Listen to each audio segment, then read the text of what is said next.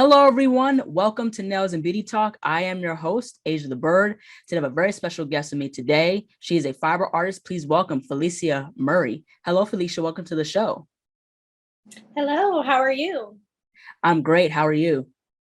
I'm doing good. Yeah, been busy with lots of projects and my second year of being a full-time artist. So lots of busy months and projects coming my way, but it's been a really great experience. And yeah, I love being able to talk to other people about my art as well.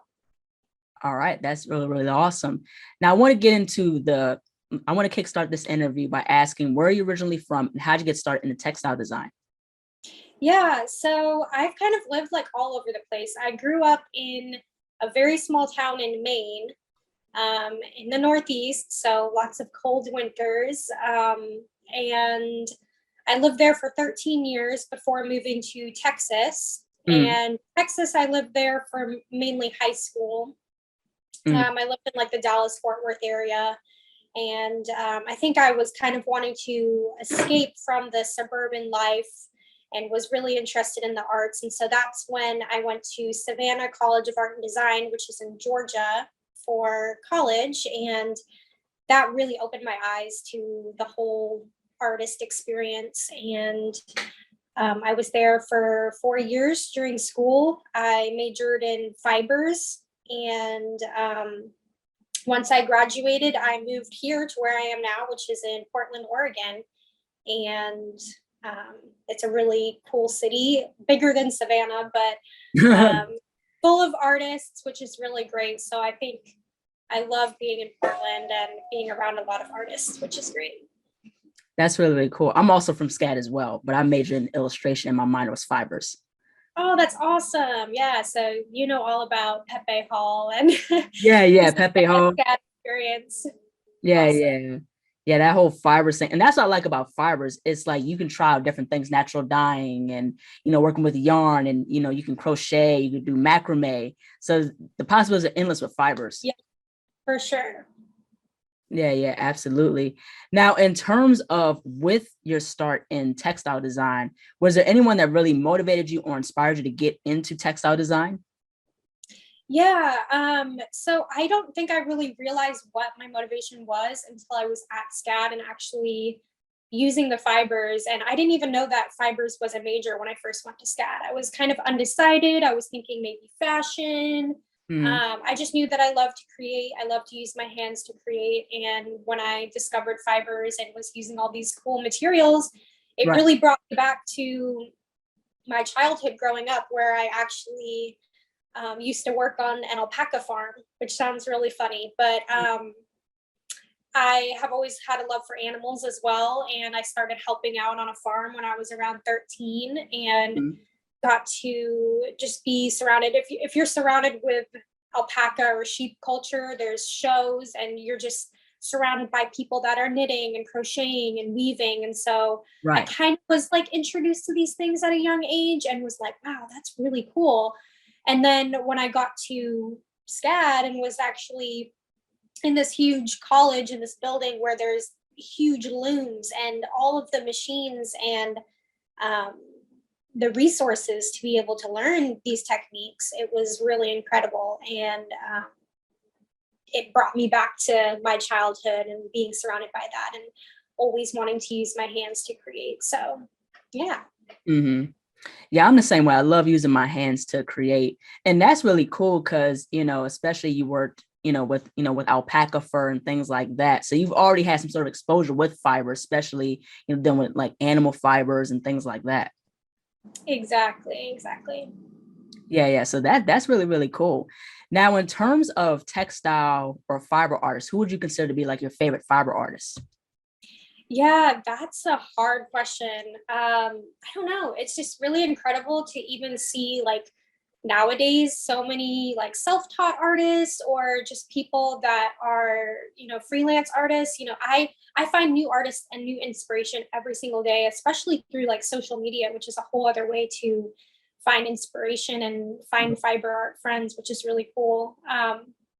But when I was in college, I also, really got to study and research a lot of, the great fiber artists. I love like Sheila Hicks, Louise Bourgeois, um, seeing people that have like seeing their career grow throughout their life, and like seeing how they're like in huge museums now. Like that's like a huge inspiration for me, especially Sheila Hicks, the way she uses color, the way that she's, done everything from like small sculptures or small weavings to huge installations in museums. Like that's something that I aspire to do. So really inspirational.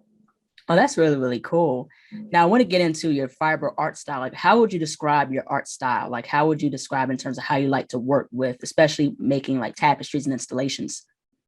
Yeah, my process is very, I always like to say it's like intuitive, which was kind of like hard for me in school, maybe because in school it's all about having a sketch and having a design and having a plan, to where more recently a lot of my work has been very intuitive. And so especially recently, using the process of intuitive process and like reaching into my inner child, I like to think of when I create as if I were a kid and I had a box of crayons and I'm just picking random colors and letting my hands choose the color and having fun with the process and letting that inner child shine and not worrying about if pink goes with a bright purple, so so more recently it's been this sort of intuitive process which has driven my concept of this inner child healing and using colors and how art is healing and how color is healing.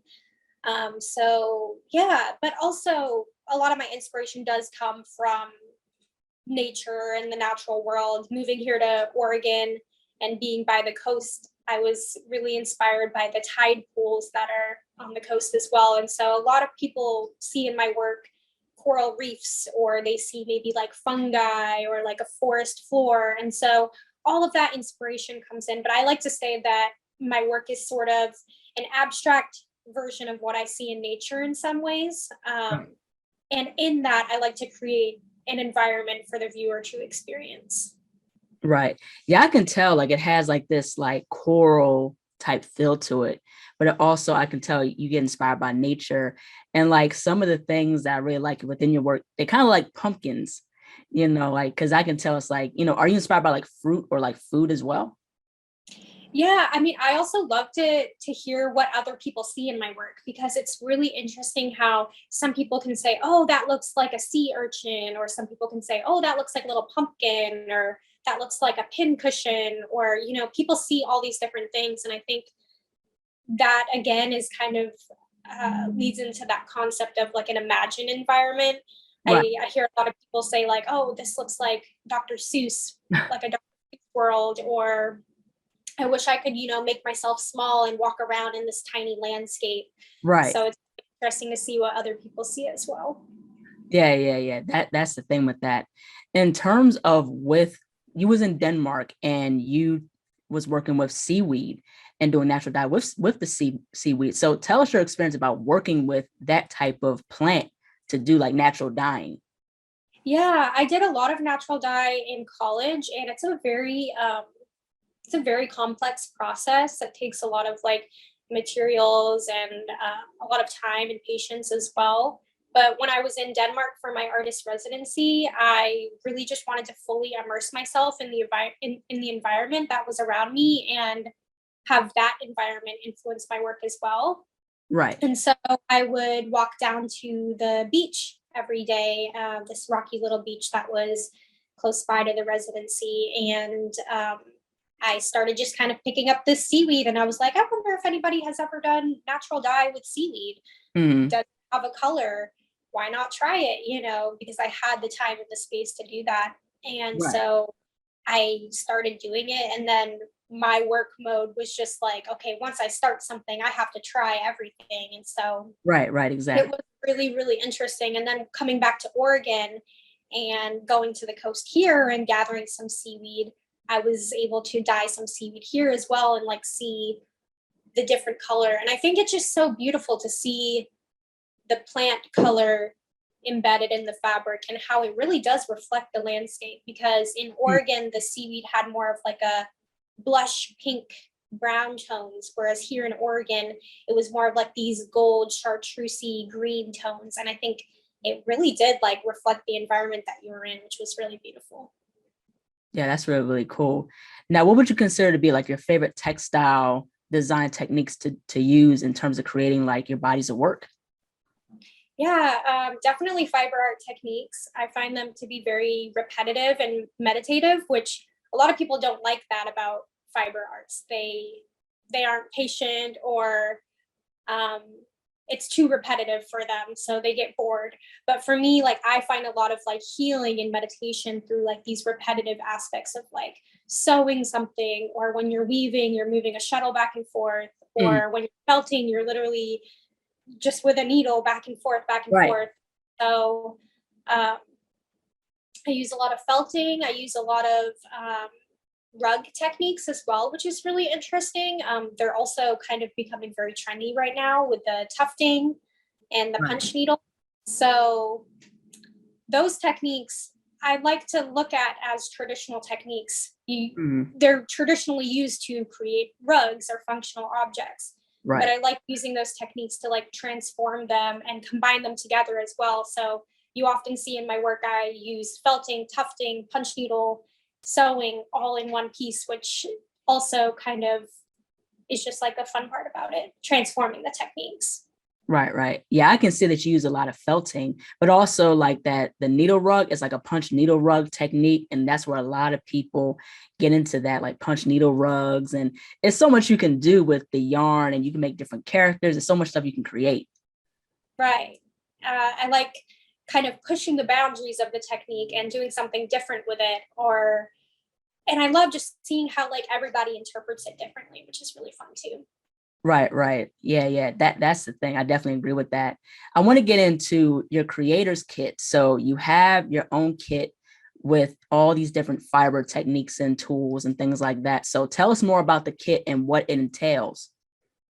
Yeah, so that product, the Curious Creator Kit, is something that I have always wanted to develop, because since being an artist, I've had a lot of people reach out to me and say, I want to learn what it is that you do. I want to learn how to felt. I want to learn how to bead, embroider. And I'm the type of person that when I was first starting out as an artist, I was kind of scared to, reach out to other people and ask them how to do things, or there wasn't a whole lot of resources to learn fiber arts. And so part of my passion, as well as creating, is also teaching. And so that was a product that I developed that gives you the opportunity to be inspired by my work, create something that's like my work, and learn from me, who is learned from school, but also has self-taught some of the techniques that I use in my work, and also just the style of my work. So they've been really great to have this product that's like always available to continue to teach people. Right, right. Now I want to get into your installation. So what is your whole process in terms of coming up with an installation or coming up with a work of art? Do you have like a certain theme in mind, or is it mostly freestyle? Yeah, it depends. I've done a lot of installations for like clients, or like I've done an installation for SCAD as well in Lacoste. And for that installation, it was my style, but I wanted it to reflect the space that it was in. So that was installed in Lacoste, France. And so I took a lot of inspiration from the environment there. To whereas if I'm creating an installation here, it might look a little bit different to reflect the environment here. Even like the installation that I did for Nike recently, that was completely different, because you're also working with a client, and I was using completely different materials that I had never used before, like recycled sneakers and sports balls. But taking those materials, being inspired by them, playing with them, experimenting with them, cutting them up. I'm here in my studio, cutting up shoes and cutting them in half. And it was a really fun experience to, for each installation to be inspired by those materials and kind of lay them out all out in front of you, lay out the colors in front of you, and just play and experiment. So that's kind of how the process starts. Oh, that's really, really cool. Now, what are some like your favorite like materials besides like fibers or like, just different like felting techniques? Or what's like some of your like your favorite materials? Like have you used like aluminum, foil, or like any type of outside material? Like what's your favorite outside material to use? Outside material. I mean, I do use a lot of like soft, malleable materials like wool, yarn, Mm, thread. More recently in my work, I've loved introducing like harder elements like beads and sequins, which has been really mm, fun in the smaller works that I do. right. Uh, but I do kind of hope to, push more like outside, like unnatural materials. Like when I was doing the Nike project, you're using a lot of synthetic materials and like plastic balls and things like that. So it is nice to see like the hard, soft contrast when I do play with other materials. Oh, that's really, really cool. Now, in terms of textile design and fibers, what is your whole take of the progression of textile design and fibers and where it's going?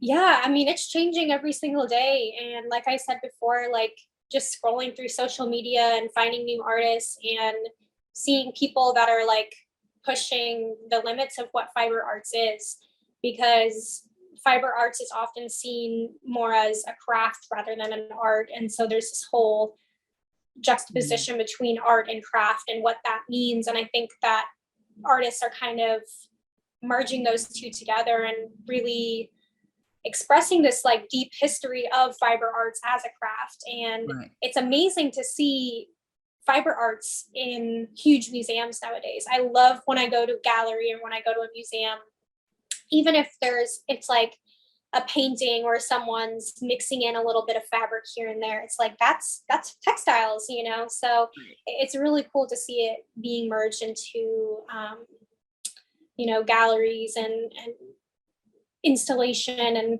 I think people really respond to fiber arts too. It's like I said, a soft material, and people are surrounded by textiles in their everyday life. Your interior design, when you go to a restaurant, when you go to anywhere, there's textiles surrounding you. So it's really cool to see it in art as well. Yeah, yeah, I could definitely agree. You could see it everywhere, especially like from your couch to like, a lot of different things, especially with clothing now. Like people are crocheting and making fashion design, especially with Chelsea Billingsley. Like she's Yes. doing a lot of crocheting and making like really, really amazing, cool out the box fashion designs. So I think that's really cool of where, fibers is really, really going. And like I said, the possibilities are endless. You can use anything to create a huge body of work and make it as a big fiber piece. And like how you said, you're into installations and you can use different colors. And that's why I like with your work, you use a lot of bright colors in it. And with bright colors, it sets that happy mood, that positive mood. And that's what I like about your work. Definitely. I have, even used neutrals in my work. And I think that I started using more bright colors and having even the theme of like a rainbow in my work, because it kind of came from that inner child as well. And how color can, reflect your mood as well. So I've even done a lot of like monochromatic works to where I'm just focusing on one color. And I think that was also really fun to play with like color theory in some of my pieces, because it's almost like when I was creating, I was just focusing more on like the I don't know, it was like I was focusing more on like creating and not worrying about what colors go together. When you just have this piece is going to be all blues, it Right. was just taking different blues and then creating the piece. And it wasn't like focusing too much on like a color palette, which Right. reflects in the end result as well. So it's really interesting. Yeah, yeah. And that's the thing with that. Now, in terms of collaborations, is there anybody that you would like to collaborate with, any brand or any person you'd like to collaborate with in terms with your textile designs? Yeah, I don't know. Like I guess I don't have like dreams of like collaborating with like one brand, or I mean, even like the Nike project, that was something that was, I guess I never really dreamed of working with Nike or saw myself working with Nike, but then it really pushed my art to a new level and was just such a great experience. Mm-hmm. And I love just getting projects like that and having people reach out to me with these big ideas, because Right. it's very unexpected and you Mm-hmm. may not see yourself working with things like shoes or sports balls, like I was saying. Um, but then in the end, it really pushes you and transforms your art as well. And I hope to have more collaborations like that in the future. Yeah, yeah, absolutely. And that's the beauty about SCAD, because you've learned so many things. Like, especially I've learned like so much stuff when I had fibers as a minor, work with different materials, felting. I thought that was like so fun to really learn those things and make your own, like, patterns. Like my focus in illustration was surface design. So we learned like patterns and how to do repeat patterns and things like that. And it's just really, really cool. Like the possibilities are endless. You can use so many materials. You could do anything that you want, and it can be uniquely you. So that's really, really cool. And I definitely want to shift gears and talk more about your SCAD experience. So what has been your experience being at SCAD, and especially majoring in fibers? It was an amazing experience. I tell people I miss it so much, because Mm, being in school gives you it gives you that time and that space to create, where once you're graduated and you're out in the real world, it's like you got to get to work and you have to, keep working every single day. Where when you're in school, it was just really beautiful as well to have a professor, give you a project. mm, Especially in fibers, a lot of the time it was very open-ended in a way to where people could respond to the prompt or the rubric in a different way, because some people were focusing on like surface design and some people were focusing on felted works and some people were doing products. So it was really cool to have somebody give you a prompt, and I think it was the sort of challenger in me that likes puzzles and likes figuring things out and likes brainstorming and coming up with ideas, that mm, now it's kind of like I can do whatever I want. And a lot of the time my work now is like responding to like what the audience or what people want to see. Um, but the whole SCAD experience was really beautiful, because I feel like every class that I took, whether it was weaving or natural dye or embroidery and beading, it right, was really like when I took weaving, I was like, I'm going to weave for the rest of my life. This is it. I love it. And then I took beading and I right. was like, I'm going to bead. This is the only thing I'm doing. I love, and so you really got to kind of like learn all these different techniques and fall in love with them during, you know, Hmm. during the class, and really focus and dive in and study a technique as well. So it was really, really a great experience. I do hope someday maybe I will go back and get my master's, but we'll see. Yeah, yeah, that's really, really cool. Yeah, SCAD it's a very rewarding experience. And as I said, you learn so much and you connect with people. It is absolutely amazing. Now, I want to go ahead and ask, like, what are some pieces of advice you would give for someone who wants to major in fibers at SCAD or any art school? Yeah, I would say don't be too hard on yourself in school. I mean, I was really hard on myself. Even if someone told me that, I probably still would be hard on myself.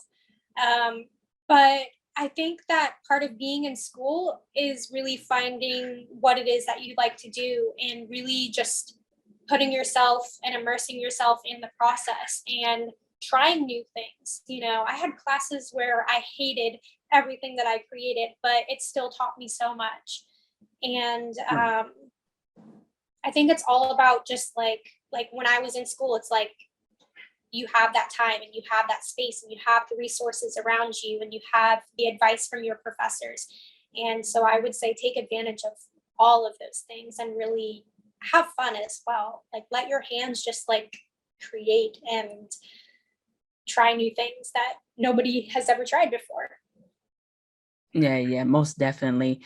Now, I want to get into the business aspect. So, what has been your whole experience having your own art business? Yeah, it's been a lot of kind of like ups and downs, and like very sometime, like especially during the first year, I had months where I was like, okay, I have all these things planned, and then I had months where I was like, I don't have any work from commissions or things like that, so I guess I'm just gonna make a collection and see if it sells. And so that's kind of has been like my process lately, Mhm. along with the whole business aspect of like marketing everything and social media, which has been a whole eye opener for me as well, and a learning experience. Mhm. Um, but again, it can be very rewarding, putting in all of the work. It is very hard working on the weekends and things like that as well, working with tight deadlines. But when you see the response, I think that's when you really start to know that what you're doing is like the right thing. Hmm. Now I want to get into the pricing as well. So what is your take on price, or how do you price things, especially when it comes down to not only your solo products, but also when you work with these different brands? Yeah, that has been a whole learning process for me. Still learning about pricing, still changing my pricing all the time. The first year, before I had ever even done taxes for myself, my pricing was completely different.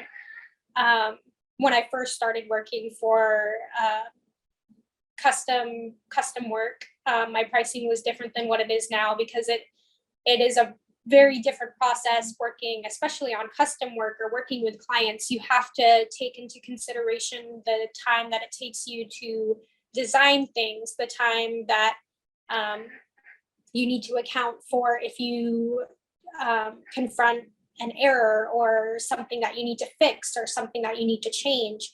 Right. Um, so it has been like a learning process, especially with pricing fiber art, which can be kind of tricky because it's not like a painting where, especially with my work, it's not like a square framed painting, Hmm. very organic shape. And so I've developed a way to price my work that's per square foot. And so that can even still be hard with like the organic shapes. And I have to take into account the techniques that I'm using, if this piece is going to have felted and tufted elements, or if it's just tufting. Um, there's just all these different things that you have to take into consideration. I've even made a couple of Instagram reels on pricing my work, because I think it is important for um, the buyer to know exactly what all goes into pricing work as well. Hmm. And to educate people on these things too, especially with fiber arts, because a lot of times people don't understand how long these techniques take and how long art takes to create. So Hmm. yeah, it's a learning process. Yeah, most definitely. I can agree with that as well. And I like how you mentioned that you tell people the process in terms of the pricing, because that's very important for the client to understand. Because, like how you said, it's the time, it's the materials, it's the quality of the materials. That's like with me when I do press on nails. Like I'm also a nail artist and I'm a licensed cosmetologist. So when I do these nails, it's going to take time because I'm using a whole ton of materials like gel, nail polish, and things of that nature. So people have to take those things into consideration. So I like how you brought that up. Yep, and it's not really even the size of the work. Right. That's the price as well. I can see even with your nails how many tiny details and how much time that must take you. So Mm. it's not always the size or the quantity of the work that determines the price as well. Yeah, that's the thing. Like we're gonna charge what we're worth because we're spending all this time and a lot of detail. The more detail and the more stuff you want, the price is gonna go up. So that's the thing, and that's something that people have to understand because this is our work. We work hard for. We're not gonna undercharge. So that's the thing. Right. And having it as a full-time job is a whole other um, it's a whole other thing, having to pay rent, and Mhm. depends on where you live as well. Like I live in a big city where it is, the cost of living here is expensive, but I think it's really great when you find people that support you for your art and are willing to pay what you're worth. Yeah. That's the thing, and I can agree with that as well. Now, I want to get into the marketing aspect of things. So, what are some of your marketing strategies that you've used in terms of promoting your fiber art? Yes, like I was saying, social media has been like a second job to me. It is definitely frustrating at times, like having to like be on your phone a lot, and Right. I've learned a lot about, people want to see who it is that is behind the work. They want to see the artist that's behind the work. So that's been something that was tricky for me at first, taking videos of myself or talking about my work. Having my voice, like hearing my voice on camera, was very like uncomfortable at first. Hmm. Maybe a little bit more introverted. Hmm. But I have, also kind of gained a lot of confidence in that way, being able to express myself and try not to be as self-conscious as I was before. Right. So it's definitely been great, kind of developing like a community on social media, Hmm. and also finding other artists and collaborating as well and that kind of thing. But social media, I've been using a lot of video content, so like Instagram Reels, and I've even kind of dove into TikTok a little bit. It's a lot. It's a lot of work. Hmm. But I have seen such a really great response when I do put in the effort to create a really good reel or a really good video.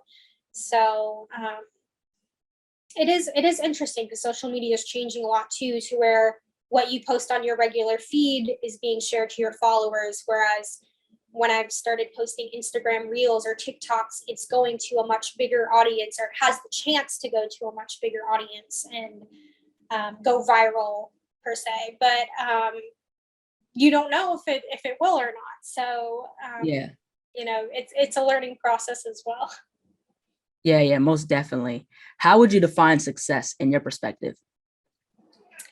I think success is being happy with what you're doing. I think I've recently really found success in being happy with what I'm doing and finding healing in what I'm doing too. While you're growing your art, you should be growing yourself as well. And I think maybe there was a time where I was just focusing on what other people wanted to see and was grinding and grinding out work just so that other people would be happy with what I was creating. But you also have to be happy with what you're creating, and it needs to help you grow as a person as well. I think I always talk about mental health as well and how that's so important. Um, in your profession as well and what you're doing, you should be happy to wake up and go to work every single day. And I look at this as my job, my full-time job. So I wake up and I say I'm going to work and I love my job. Hmm.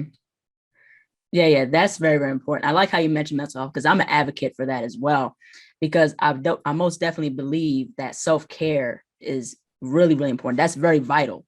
That's how you maintain survival. That's how you maintain the happiness in with what you do. So you have to put yourself first and you have to maintain that self-care so that way you can maintain your work ethic, but also that joy of what you love to do. Right, exactly. Yeah, so that's very, very important. And plus finding that balance too, in terms of taking a break, want to be productive and things like that. That's another thing as well. Yes, definitely.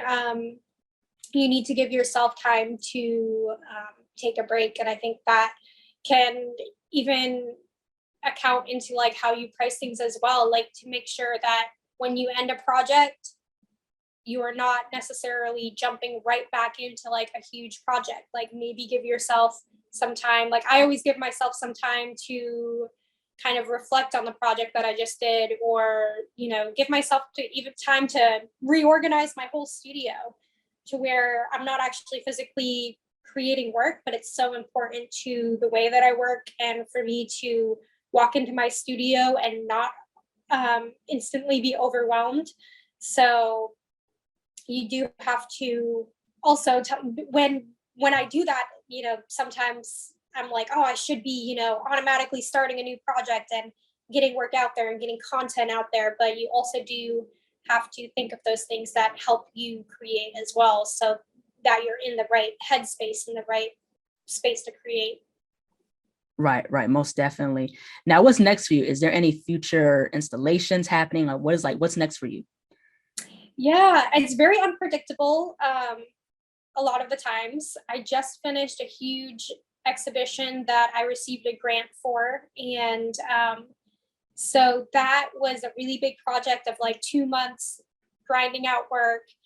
Mhm. Um, and then yesterday was kind of like, okay, now I need to sit down and like write down all of these opportunities that I have or all of these ideas that I have.